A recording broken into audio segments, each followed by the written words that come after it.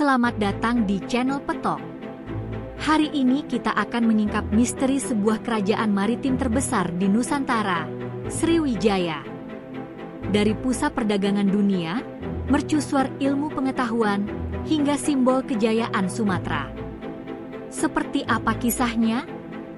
Jangan lupa like, komen, dan subscribe biar kita bisa terus menghadirkan cerita-cerita sejarah Nusantara yang menginspirasi. Di antara riuh gelombang samudra dan deburan ombak yang menepi di pesisir Sumatera, berdiri sebuah kerajaan yang kelak menggetarkan dunia maritim Asia Tenggara, Sriwijaya. Nama ini tidak hanya menyiratkan kejayaan, melainkan juga misteri yang hingga kini masih memikat para sejarawan. Sriwijaya lahir bukan dari tanah subur pertanian, melainkan dari pelabuhan dan jalur laut yang sibuk dilalui kapal-kapal dari India, Cina, hingga Arab. Letaknya yang strategis di Selat Malaka membuat kerajaan ini menjelma sebagai simpul perdagangan, pusat kebudayaan, sekaligus benteng kekuasaan. Namun, sebagaimana sebuah legenda, asal-usul pendirinya masih diliputi kabut misteri. Ada yang menyebut Dapunta Hyang sebagai raja pertama, sosok karismatik yang membawa rombongan besar dari pedalaman menuju pesisir. Sejarah yang tersimpan dalam prasasti Kedukan Bukit mengisyaratkan perjalanan panjang, penuh tekad, dan ambisi. Sejak langkah pertama itu, Sriwijaya mulai menuliskan kisahnya di panggung besar sejarah Nusantara. Kisah pendirian Sriwijaya sering dikaitkan dengan perjalanan suci yang penuh doa dan ritual. Prasasti-prasasti kuno menyinggung tentang keberangkatan besar dari hulu sungai menuju muara, seolah menggambarkan ekspedisi religius sekaligus politik. Rombongan ini membawa perbekalan, pasukan, serta bendera kemenangan yang penuh makna simbolis. Tujuan mereka jelas, membangun sebuah kerajaan yang tak hanya berkuasa di darat, tapi juga di lautan. Pendirian Sriwijaya bukanlah sekadar hasil peperangan, melainkan buah dari perencanaan matang. Mereka memilih tempat yang tepat, di mana sungai besar bermuara, sehingga memudahkan kontrol perdagangan dan pertahanan.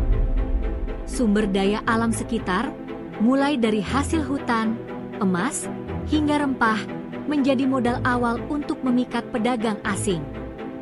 Maka tak heran, sejak abad ke-7, Sriwijaya sudah tercatat dalam catatan para musafir Cina yang menyebut negeri ini sebagai pusat perdagangan yang makmur. Sejak awal, Sriwijaya menunjukkan identitas sebagai kerajaan bahari. Mereka tidak membangun sawah-sawah luas seperti di Jawa, tetapi dermaga, gudang, dan armada kapal. Laut adalah ladang mereka, ombak adalah jalan raya mereka, dan angin monsun adalah sahabat yang setia. Strategi inilah yang membuat Sriwijaya mampu bertahan lama, sebab ia menguasai denyut nadi jalur dagang internasional. Dari kemenyan, cendana, kapur barus, hingga emas, semuanya mengalir melalui pelabuhan Sriwijaya. Pedagang India membawa kain dan manik-manik, sementara kapal dari Cina membawa keramik dan sutra. Pertemuan berbagai bangsa ini bukan hanya menguntungkan secara ekonomi, tetapi juga memperkaya budaya Sriwijaya. Bahasa Sanskerta dipakai dalam prasasti, ajaran Buddha menyebar dengan cepat, dan seni ukir pun berkembang pesat. Sriwijaya menjadi semacam bandar dunia di zamannya. Namun, perjalanan awal itu bukan tanpa hambatan. Sriwijaya harus menghadapi pesaing-pesaing lokal yang juga ingin menguasai jalur perdagangan. Di sekitar Sumatera dan Semenanjung Malaya, terdapat kerajaan-kerajaan kecil yang kadang tunduk, kadang memberontak. Oleh karena itu, Sriwijaya membentuk kekuatan militer laut yang tangguh. Armada kapal perang mereka disebut-sebut mampu menggentarkan lawan, dengan pasukan yang terlatih untuk menyerbu dan menguasai wilayah pesisir. Strategi politiknya pun cerdik. Mereka tak segan mengikat persekutuan dengan kerajaan jauh di India atau mengirim hadiah ke istana Cina demi mendapat legitimasi. Sriwijaya sadar, kekuasaan tak bisa hanya bertumpu pada pedang, melainkan juga pada diplomasi. Awal mula Sriwijaya hanyalah langkah kecil dari sebuah perjalanan panjang. Dari sebuah ekspedisi menuju Muara, mereka tumbuh menjadi kerajaan besar yang menguasai jalur laut strategis. Misteri tentang siapa sebenarnya pendiri sejati Sriwijaya mungkin tak pernah sepenuhnya terungkap, tetapi yang jelas, visi besar mereka untuk menjadikan lautan sebagai pusat kejayaan telah tercapai. Inilah pondasi yang membuat nama Sriwijaya menggema ratusan tahun kemudian. Sejarah mencatatnya sebagai kerajaan maritim pertama yang benar-benar menguasai perairan Nusantara, sekaligus membuka lembaran baru peradaban di Sumatera.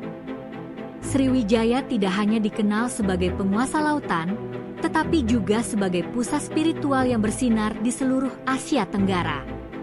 Catatan dari para pendeta Buddha asal India dan Tiongkok menyebutkan bahwa kerajaan ini menjadi tempat belajar agama yang sangat masyhur.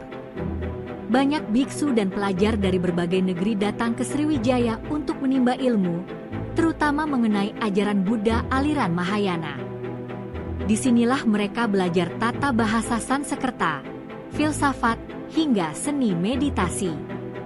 Bayangkan sebuah kerajaan maritim yang pelabuhannya dipenuhi kapal dagang, namun di balik hiruk-pikuk pasar, berdiri pula vihara-vihara megah yang dipenuhi suara doa dan denting lonceng.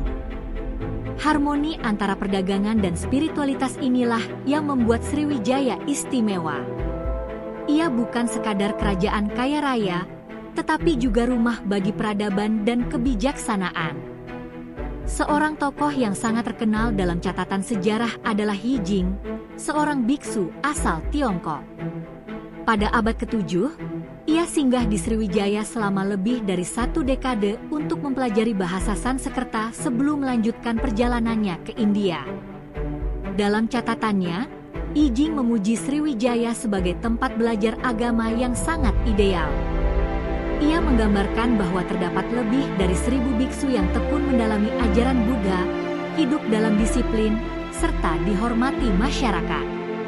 Catatan Yi Jing ini menjadi bukti kuat bahwa Sriwijaya bukan sekadar kerajaan dagang, melainkan juga pusat intelektual yang diakui dunia. Kehadiran Yi Jing menandai betapa luasnya pengaruh Sriwijaya hingga mampu menarik perhatian dunia internasional, bahkan dari negeri sejauh Tiongkok.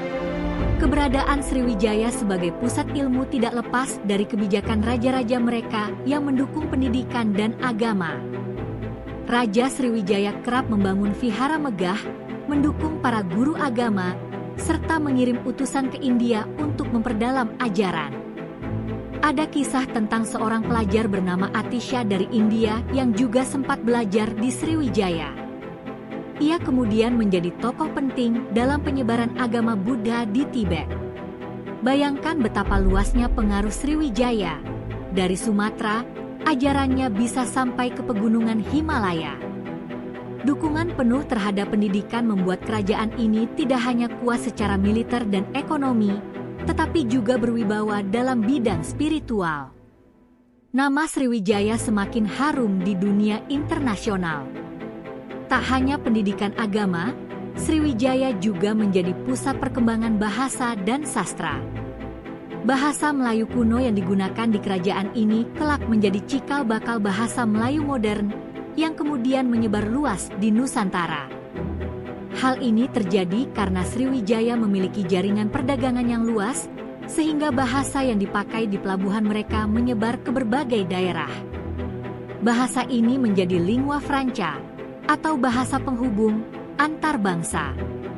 Dengan demikian, Sriwijaya bukan hanya menyebarkan ajaran Buddha, tetapi juga membentuk dasar komunikasi di Asia Tenggara.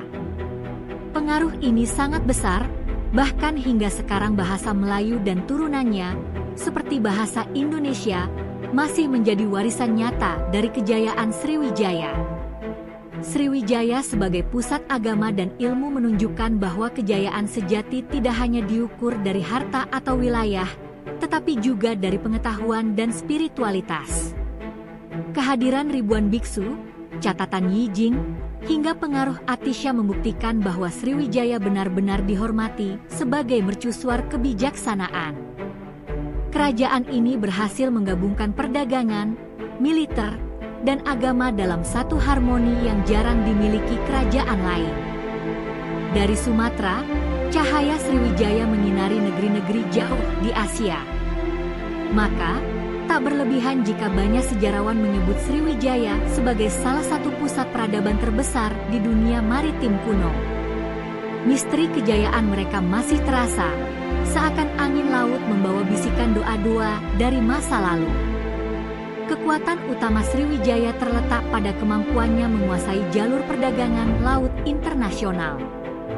Selat Malaka dan Selat Sunda adalah jalan tol maritim pada masa itu. Kapal dari Tiongkok menuju India, Timur Tengah, hingga Afrika harus melewati wilayah ini. Sriwijaya, dengan cerdiknya, menempatkan armadanya untuk mengontrol jalur tersebut. Mereka bukan hanya memungut pajak dari setiap kapal yang singgah, tetapi juga memberikan perlindungan dari perompak. Para pedagang merasa aman berdagang di pelabuhan Sriwijaya, sehingga pelabuhan ini semakin ramai. Hasil hutan dari Sumatera, rempah dari Maluku, hingga keramik dari Tiongkok bertemu di sini. Perdagangan internasional ini membuat Sriwijaya menjadi kerajaan yang sangat kaya. Kekayaannya bukan hanya terlihat dari istana dan pelabuhan megah, tetapi juga dari hadiah-hadiah yang dikirim ke kerajaan lain sebagai simbol diplomasi. Diplomasi Sriwijaya dikenal sangat cerdas. Mereka membina hubungan baik dengan Tiongkok, India, bahkan kerajaan-kerajaan di Jawa. Utusan Sriwijaya sering membawa hadiah berupa rempah, emas, dan hasil laut ke negeri-negeri besar. Sebagai balasan, mereka menerima pengakuan resmi dan perlindungan politik. Catatan sejarah Tiongkok menyebut bahwa Sriwijaya beberapa kali mengirim misi upeti ke Istana Kaisar. Hubungan ini bukan sekadar simbolik, melainkan strategi politik yang memperkuat posisi Sriwijaya di kancah internasional. Dengan pengakuan dari Tiongkok, Sriwijaya dianggap sah sebagai penguasa jalur perdagangan. Hal ini memberi mereka legitimasi untuk menundukkan kerajaan-kerajaan kecil di sekitar Semenanjung Malaya dan Sumatera. Diplomasi menjadi senjata ampuh, setara dengan kekuatan armada laut mereka. Selain Tiongkok, hubungan dengan India juga sangat erat. Sriwijaya menjalin kerjasama dengan kerajaan-kerajaan di pesisir India Selatan. Dari sana, mereka mendapatkan kain, manik-manik, dan logam yang kemudian diperjualbelikan kembali ke pedagang lain.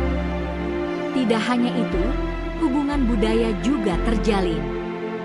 Banyak guru agama dan pelajar dari India datang ke Sriwijaya untuk mengajar atau belajar. Pengaruh budaya India terlihat jelas dalam prasasti-prasasti Sriwijaya yang menggunakan bahasa Sanskerta. Namun, Sriwijaya tidak sekadar meniru, melainkan mengolahnya menjadi identitas lokal.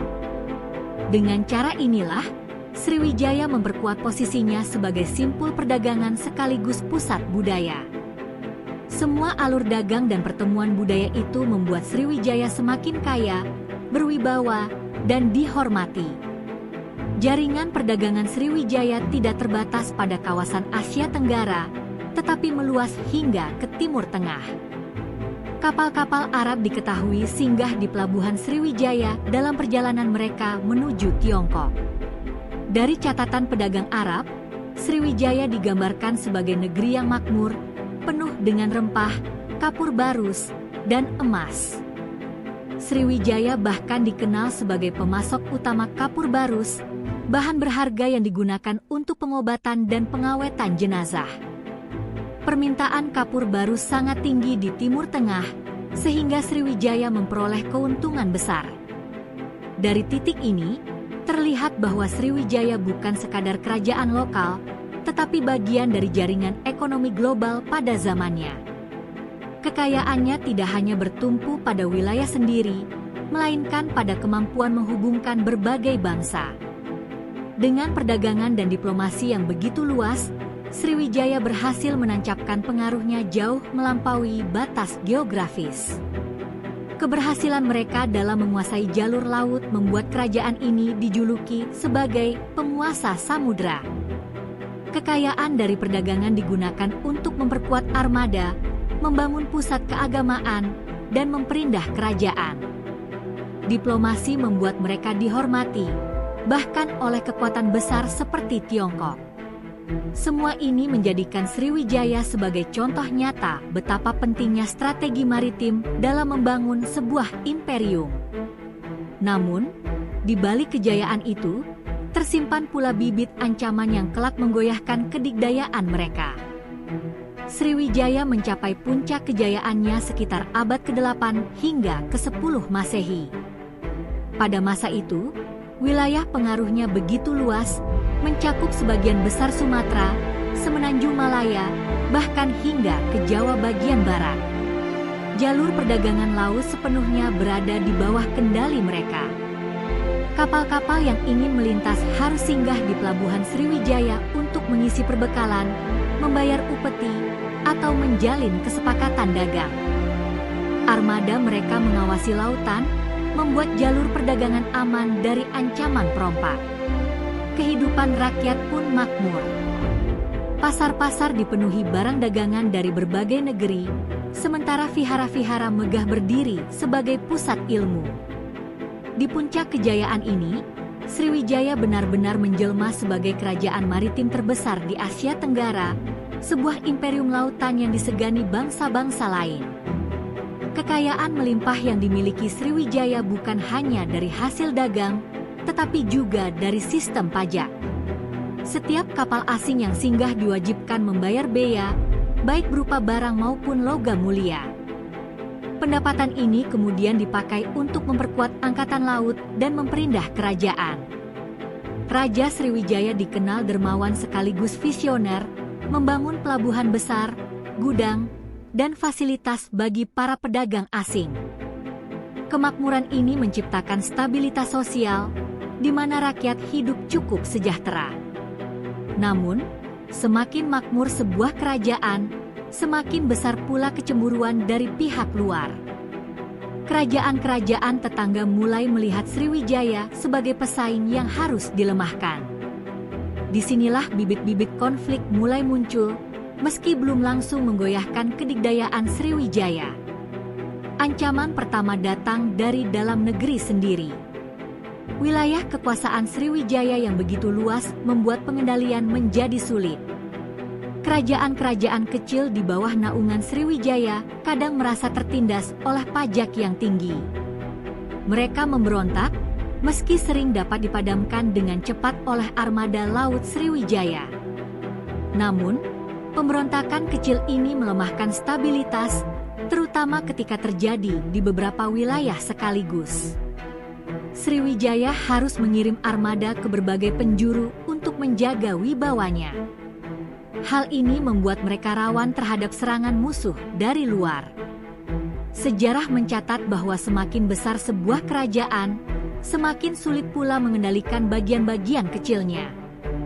Inilah masalah klasik yang juga dialami Sriwijaya. Ancaman berikutnya datang dari luar, khususnya dari kerajaan-kerajaan di Jawa. Pada abad ke-11, kerajaan Medang dan kemudian Kediri di Jawa mulai menantang dominasi Sriwijaya di laut.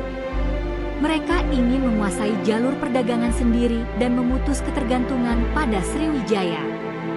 Serangan dari Jawa beberapa kali melemahkan posisi Sriwijaya, terutama ketika armada mereka sedang sibuk menghadapi pemberontakan internal. Meski Sriwijaya mampu bertahan, perlahan wibawa mereka mulai berkurang. Hubungan diplomatik dengan Tiongkok tetap terjalin, tetapi kekuatan militer mereka tak lagi sekuat dahulu. Situasi ini membuat Sriwijaya berada di persimpangan, apakah akan memperluas kekuasaan atau fokus bertahan dari ancaman yang datang bertubi-tubi. Di puncak kejayaan sekaligus ancaman ini, Sriwijaya masih berdiri sebagai simbol kejayaan maritim Nusantara. Namun, tanda-tanda kemunduran mulai tampak.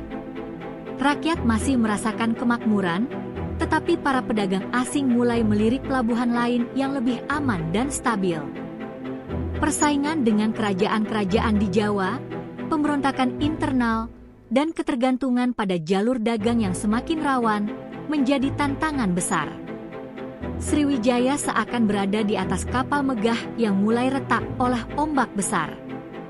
Meskipun masih berdiri tegak, misteri tentang bagaimana mereka akan bertahan menjadi pertanyaan besar. Babak akhir dari kejayaan Sriwijaya pun perlahan mulai terbuka. Kejayaan Sriwijaya akhirnya perlahan memudar seiring masuknya abad ke-12. Serangan dari luar semakin intens, terutama dari kerajaan-kerajaan di Jawa. Catatan sejarah menyebutkan bahwa pada tahun 1025, kerajaan Chola dari India Selatan melancarkan ekspedisi besar-besaran ke Sumatera.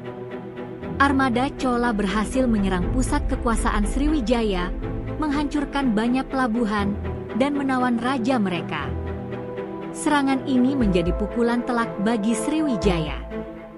Walau kerajaan ini tidak langsung runtuh, kekuatannya sangat melemah. Setelah serangan Chola, banyak kerajaan kecil yang sebelumnya tunduk mulai melepaskan diri.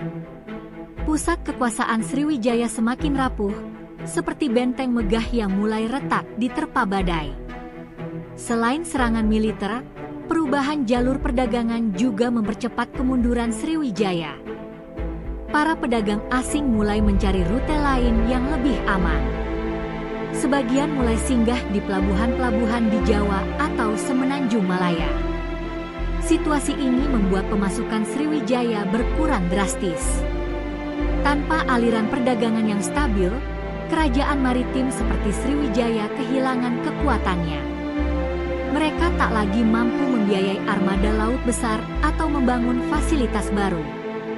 Kemakmuran rakyat pun berkurang, menyebabkan ketidakpuasan yang semakin memperlemah kerajaan.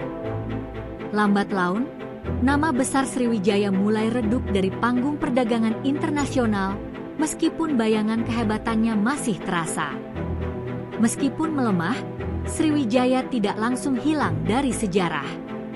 Mereka tetap eksis hingga abad ke-13, walaupun pengaruhnya hanya terbatas di wilayah Sumatera bagian selatan. Namun, saat kerajaan Singasari dan kemudian Majapahit bangkit di Jawa, posisi Sriwijaya semakin tergeser. Majapahit khususnya berhasil mengambil alih jalur perdagangan maritim yang dulu dikuasai Sriwijaya. Dari sini terlihat, setiap zaman memiliki penguasa lautnya sendiri. Sriwijaya pernah berjaya ratusan tahun, tetapi akhirnya harus memberi jalan bagi kekuatan baru. Inilah hukum sejarah, tak ada kerajaan yang abadi, meskipun warisan budaya dan pengaruhnya bisa bertahan jauh lebih lama. Warisan terbesar Sriwijaya bukan hanya kekayaan materi, melainkan budaya dan ilmu pengetahuan. Bahasa Melayu kuno yang digunakan di prasasti-prasasti Sriwijaya kelak menjadi dasar bagi bahasa Melayu modern yang menyebar luas di Nusantara dan bahkan menjadi akar bahasa Indonesia sekarang. Pengaruh ajaran Buddha yang berkembang di Sriwijaya juga meninggalkan jejak penting di Sumatera dan Asia Tenggara. Vihara-vihara besar memang banyak yang runtuh, tetapi catatan para pelajar asing membuktikan betapa besar peran Sriwijaya sebagai pusat ilmu. Bahkan, nama Sriwijaya masih sering digunakan di Indonesia modern sebagai simbol kejayaan maritim bangsa, dari nama universitas, klub sepak bola, hingga kapal perang. Akhir cerita Sriwijaya adalah pengingat bahwa kejayaan tidak pernah abadi, tetapi warisan bisa hidup selamanya. Dari sebuah ekspedisi kecil di tepi sungai, mereka tumbuh menjadi penguasa samudra yang disegani dunia. Ratusan tahun lamanya, Sriwijaya menjaga jalur perdagangan, menyebarkan ilmu, dan mempertemukan berbagai bangsa. Saat akhirnya mereka runtuh, lautan Nusantara tetap menyimpan kisahnya, seakan ombak masih berbisik tentang kejayaan yang pernah ada. Misteri Sriwijaya terus mengundang rasa kagum. Bagaimana sebuah kerajaan maritim dari Sumatera mampu mempengaruhi dunia sebesar itu? Hingga kini, nama Sriwijaya tetap berdiri sebagai simbol kebesaran Nusantara di masa lampau.